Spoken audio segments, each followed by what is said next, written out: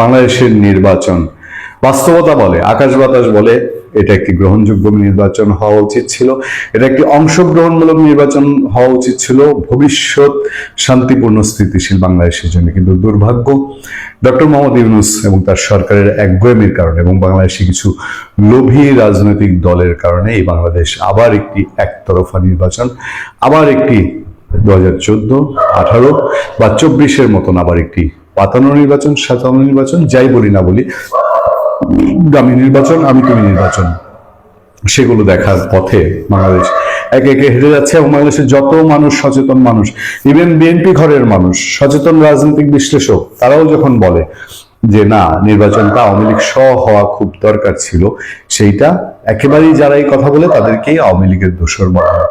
তারা যে বলে যে আওয়ামী লীগের শাস্তির ব্যবস্থা করেন, আওয়ামী লীগের দোষীদের শাস্তি নিশ্চিত করেন, সেই জিনিসটি না শুনে একতরফা শুধু শোনা হয় যে আওয়ামী লীগকে নির্বাচনে অংশগ্রহণ করতে দেওয়ার কথা সুশীল সমাজ বলে আসে, রাজনৈতিক বিশ্লেষকরা বলে আসে। কিন্তু এতে করে বাংলাদেশ যে আত্মঘাতী পথের দিকে ঠেলে দেওয়া হচ্ছে বাংলাদেশকে, সেইটি যারা ঠেলে দিচ্ছেন তারা তাদের আখের গুছিয়ে নিয়েছেন।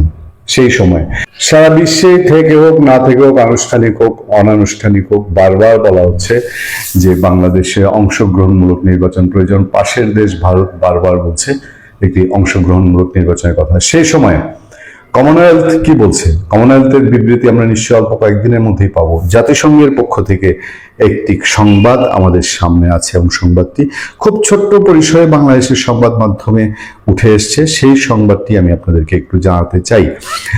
বাংলাদেশে আসন্ন জাতীয় সংসদ নির্বাচনের প্রেক্ষাপটে আন্তর্জাতিক সম্প্রদায় সক্রিয় নজরদারি অব্যাহত রেখেছে। বিশেষ করে শান্তিপূর্ণ, নিরাপদ ও অংশগ্রহণমূলক নির্বাচনী পরিবেশ নিশ্চিত করার বিষয়ে জাতিসংঘ গুরুত্ব আরোপ করছে। বাংলা মিশনের ওয়েবসাইটে হেডলাইন করা হয়েছে, জাতিসংঘ বাংলাদেশে শান্তিপূর্ণ ও অংশগ্রহণমূলক নির্বাচন চায়। জাতিসংঘের নিয়মিত ব্রিফিং এ বিষয়টি নিয়ে মন্তব্য করেন মহাসচিব অ্যান্টনিও গুতেরেসের ডেপুটি মুখপাত্র ফারহান হক। এক সাংবাদিক বাংলাদেশ পরিস্থিতি নিয়ে প্রশ্ন করলে তিনি বলেন, জাতিসংঘ চাইছে দেশটিতে নির্বাচন প্রক্রিয়া সুষ্ঠুভাবে এগিয়ে যাক। ফারহান হক বলেন, খেয়াল করবেন, জাতিসংঘের পক্ষ থেকে আমরা সবসময় স্পষ্টভাবে বলছি, নির্বাচনের জন্য এমন একটি পরিবেশ নিশ্চিত করা অত্যন্ত গুরুত্বপূর্ণ যেখানে প্রত্যেক নাগরিক নিরাপদভাবে অংশগ্রহণ করতে পারবেন এবং ভিন্ন ভিন্ন মতামত স্বাধীনভাবে প্রকাশের সুযোগ পাবেন। যে নির্বাচনটা বাংলাদেশে হতে যাচ্ছে সেখানে কি এই সুযোগ আছে? তিনি আরো যোগ করেন, নির্বাচনের সময় এবং পরে গণতন্ত্র মত প্রকাশের স্বাধীনতা রক্ষা এটি একটি গুরুত্বপূর্ণ দিক। জাতিসংঘের এই মনোযোগ আন্তর্জাতিক সম্প্রদায়ের কাছে পাঠানোর একটি সংকেত, যাতে নির্বাচনের সুষ্ঠু ও স্বচ্ছতা থাকে। এই মন্তব্য আসছে এমন সময়ে যখন দেশে রাজনৈতিক এবং প্রশাসনিক প্রস্তুতি ত্বরান্বিত করা হচ্ছে এবং নির্বাচন নির্ধারিত করা হয়েছে আগামী 12 ফেব্রুয়ারি। এবার বলেন, আমি জাতিসংঘের এই দুইটা লাইনের মর্ম কি বুঝবো? জাতিসংঘ যখন বলা হচ্ছে হেডলাইনে, জাতিসংঘ বাংলাদেশের শান্তিপূর্ণ ও অংশগ্রহণমূলক নির্বাচন চায়, 1 নাম্বার। আর দ্বিতীয়ত হচ্ছে যে বাংলাদেশ প্রেক্ষাপটে সম্প্রদায় সক্রিয় নজরদারি রাখতে, আন্তর্জাতিক সম্প্রদায় সক্রিয় নজরদারি অব্যাহত রেখেছে। এই দুটি বিষয় যদি সামনে আপনি বিশ্লেষণ করেন, তাহলে কি দাঁড়ায় না যে জাতিসংঘ সবাইকে নিয়ে একটি অংশগ্রহণমূলক নির্বাচন চায়? সময়ের সঙ্গে সঙ্গে নির্বাচন নিয়ে নানান ধরনের সন্দেহ, সংশয়, প্রশ্ন তীব্র হচ্ছে, প্রকট আকার ধারণ করছে। কাদের কারণে? নিঃসন্দেহে খোদ সরকারের দায়িত্বশীল বিভিন্ন পর্যায়ের কর্তা ব্যক্তিদের বিভিন্ন ধরনের কর্মকাণ্ড এবং বক্তব্যের কারণে। নতুন করে যে উদ্বেগের বিষয়টা আমাদের সামনে এলো তা হচ্ছে, এবার ভোট গণনায় সময় লাগতে পারে বেশি। কেন এই বক্তব্যটি আগে ভাগেই আমাদের সামনে তুলে ধরা হলো? কে তুলে ধরেছেন? প্রধান উপদেষ্টার প্রেস সচিব মিস্টার শফিকুল আলম বুধবার রাজধানীর ফরেন সার্ভিস একাডেমিতে একটি সংবাদ সম্মেলনে তিনি এই বক্তব্যটি উপস্থাপন করেন এবং এটি নিয়ে নানান ধরনের প্রশ্ন এর মধ্যে আমাদের মধ্যে জন্ম নিতে শুরু করেছে। আচ্ছা, সংবাদ সম্মেলনটি কেন করা হলো? আজকের সংবাদ সম্মেলনটি, সেখানে কি কি তথ্য উপস্থাপন করা হয়েছে, উদ্দেশ্যটা কি ছিল? আমি শুধু বলি যে সেখানে কি কি তথ্য উপস্থাপন করা হয়েছে। সেখানে প্রেস সচিব বলছেন, নির্বাচনের সময় তথ্যের অবাধ প্রবাহ নিশ্চিতে উন্নত ইন্টারনেট সেবা দিতে 4টি মোবাইল ফোন কোম্পানিকে নির্দেশ দেওয়া হয়েছে। এই তথ্য জানানোর জন্য কি সংবাদ সম্মেলনের প্রয়োজন হয়? কি বলা হয়েছে সেখানে? বডি অন ক্যামেরার ছবি পেয়ে কুইক রেসপন্স করা হবে। 25,500 বডি অন ক্যাম থাকবে পুলিশের কাছে। এর ফুটেজ সুরক্ষা অ্যাপে যুক্ত হবে, যা দেখে কুইক রেসপন্স নিশ্চিত করা হবে। পুরনো তথ্য। ভোটের সময় বিদ্যুৎ সরবরাহ নিশ্চিতে প্রধান উপদেষ্টা নির্দেশনা দিয়েছেন এবং লুট হওয়া অস্ত্র উদ্ধারেও তিনি তাগিদ দিয়েছেন। এগুলো পুরনো বক্তব্য এবং এগুলো জানানোর জন্য সংবাদ সম্মেলন করতে হয় না, এ আমরা শুনছি। শফিকুল আলম সেখানে আরো বলছেন, নির্বাচনের প্রস্তুতি নিয়ে সরকারের উচ্চ পর্যায়ের জরুরি বৈঠক হয়েছে প্রধান উপদেষ্টার নেতৃত্বে। এটা কোনো ইনফরমেশন? ভোটের সময় সশস্ত্র বাহিনীর সদস্যরা রিটার্নিং কর্মকর্তার অধীনে সমন্বয় করে কাজ করবে। এই সময় 1 লাখ সেনা সদস্য, নৌবাহিনীর 5,000, বিমান বাহিনীর 3,500 সদস্য দায়িত্ব পালন করবেন। অন্য বাহিনীর সঙ্গে ফায়ার সার্ভিসও থাকবে। সব পুরনো তথ্য। এই জন্যই আমি এই বিষয়গুলো তুলে ধরলাম যে সেখানে নতুন কি ছিল, কি কারণে সংবাদ সম্মেলন।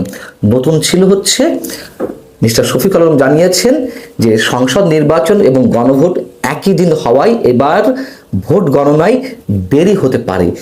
এই তথ্যটি যেভাবে হোক জানানোর জন্যই সংবাদ সম্মেলন। তাহলে এই তথ্যটি কেন আগে ভাগে জানানো হলো? তিনি নিজেই বলছেন যাতে কোনো প্রকার গুজব না ছড়ায়। তার মানে অনেক সময় লাগতে পারে এবং এই সময়ের মাঝখানে অনেক কিছু হতে পারে ইলেকশন ইঞ্জিনিয়ারিং এর। এই প্রশ্নগুলো তো আমাদের উঠবে, খুব স্বাভাবিক। গুজব ছড়ানো কি দরকার? কথা হচ্ছে কেন সময় বেশি লাগবে? আচ্ছা, ধরে নিলাম যে একসাথে 2টি ভোট অনুষ্ঠিত হচ্ছে, তার জন্য তো বাড়তি ভোটের বুথ বাড়ানো হয়েছে এবং নিশ্চয়ই নির্বাচন সংশ্লিষ্ট কর্মকর্তারা তাদের সংখ্যাও বাড়ানো হয়েছে। ভোট গণনায় বাড়তি সময় হয়তো ব্যালট পেপার আলাদা করার জন্য লাগতে পারে। তার জন্য সর্বোচ্চ কত সময় দেরি হবে? সেই ধারণাটি কি মিস্টার শফিকুল আলম আমাদের দিয়েছেন?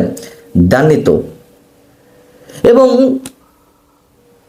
সবচেয়ে বড় প্রশ্ন, গণভোটের জন্য কেন জাতীয় নির্বাচনের ফলাফল অনেক বেশি দেরিতে ঘোষণা করার একটা বিষয় এখানে চলে আসবে।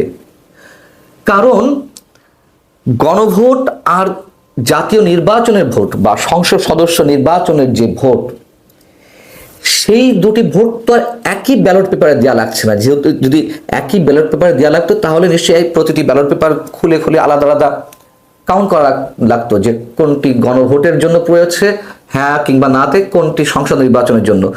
এক ব্যালট পেপার মানে বেশি সময় নিয়ে দেখা লাগতো বা কাউন্টিং এর সময় বেশি লাগতো। ব্যালট পেপার তো আলাদা। কেন আমি আলাদা করে আগে গণভোটেরটা কাউন্ট করব না? সবচেয়ে প্রথমে যে প্রশ্নটি আসছে,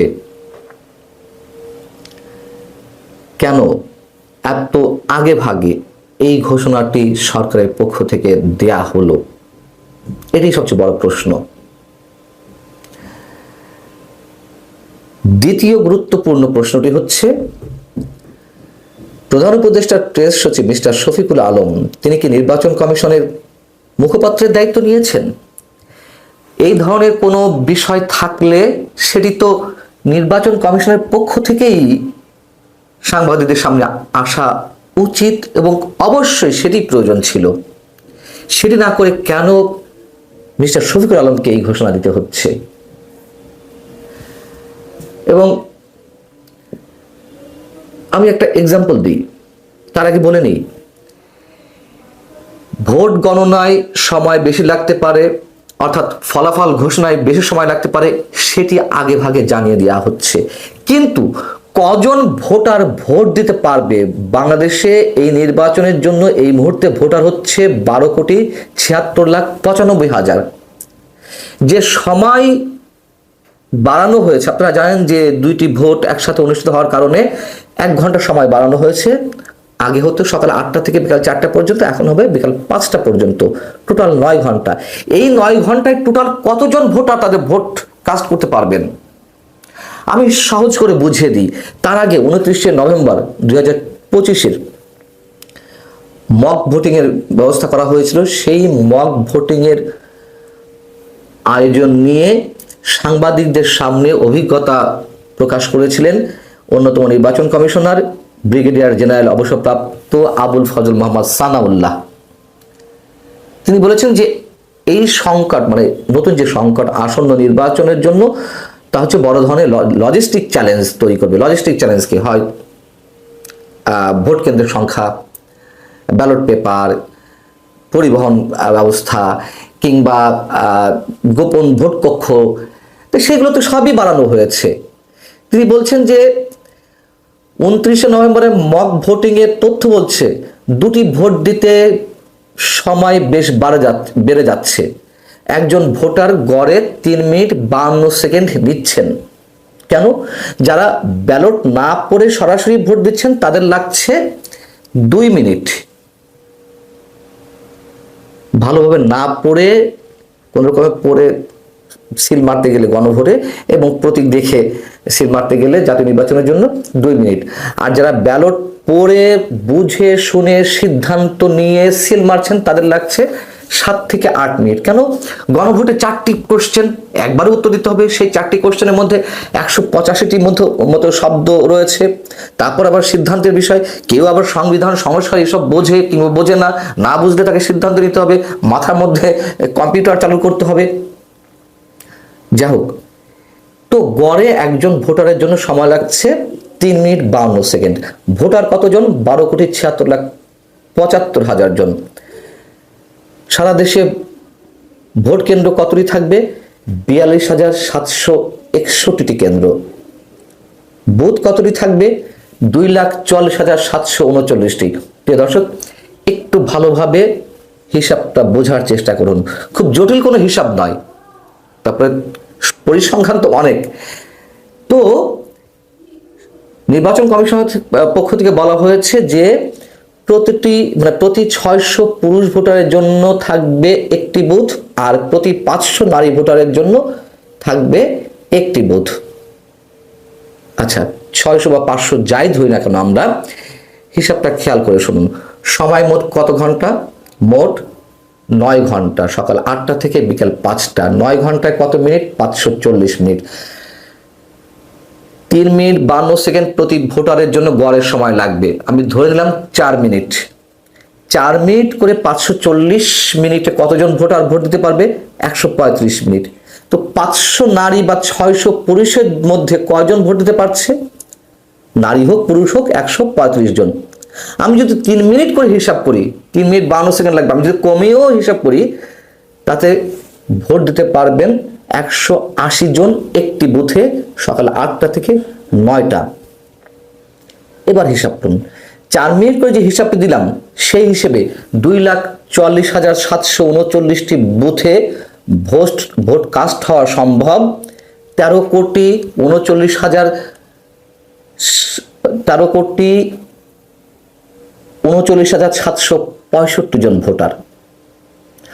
আর যদি 3 মিনিট করে হিসাব করি প্রতিটি ভোটারের জন্য, এই 2,44,739টি বুথে ভোট দিতে পারবেন 4,40,53,020 জন। ভোটার তো 12,76,00,000। তাদের জন্য কি ব্যবস্থা করা হয়েছে বাকি ভোটারদের জন্য? এই প্রশ্নগুলো কোন রাজনৈতিক দল এখনো পর্যন্ত খুব জোরালো সহকারে উচ্চারণ করতে পারেননি। কেন করছেন না? আমরা তো নানান পর্যায় থেকে নানান ধরনের অগ্নিগর্ভ বক্তব্য শুনছি। এই হিসাবগুলো কেন ভালো করে তোলা হচ্ছে না? কি হতে যাচ্ছে, কি হবে? পুরো সরকার, পুরো রাষ্ট্রযন্ত্র, সরকারের সব দায়িত্বশীল ব্যক্তিরা পড়ে আছেন গণভোট নিয়ে তারা জেলায় জেলায় সফর করছেন, অঢেল টাকা মানুষের পকেটের টাকা খরচ করছেন করের টাকা থেকে। জাতীয় নির্বাচন নিয়ে কোনো ধরনের গুরুত্ব আমরা তাদের মধ্যে দেখতে পাচ্ছি না। সন্দেহ সংশয় এমনি বাড়ছে না। আগভাগেই বলে ফেলা যে সময় বেশি লাগতে পারে ভোট গণনায়, তার মানে ফলাফল ঘোষণায় সময় বেশি লাগবে। কি হবে সেই সময়ের মধ্যে, অতিরিক্ত সময়ের মধ্যে?